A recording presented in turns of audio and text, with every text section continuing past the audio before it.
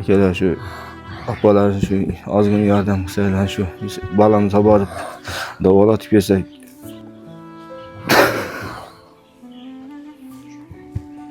O'g'lim meni Xudo xohlasa tuzalib ketasan. Hurmatli akalar, Abu Bakr ukamiz bugun o'z omonatini topshirdi. Inna lillahi va inna ilayhi rojiun. Alloh taolo jannati bilan siylasin. Sizni bor to'xtatildi akalar. Hammalarga rahmat. Qo'llab-quvvatlaganlar uchun, ihson qilganlar uchun Alloh rozi bo'lsin sizlardan. Assalomu alaykum va rahmatullohi va barakatuh.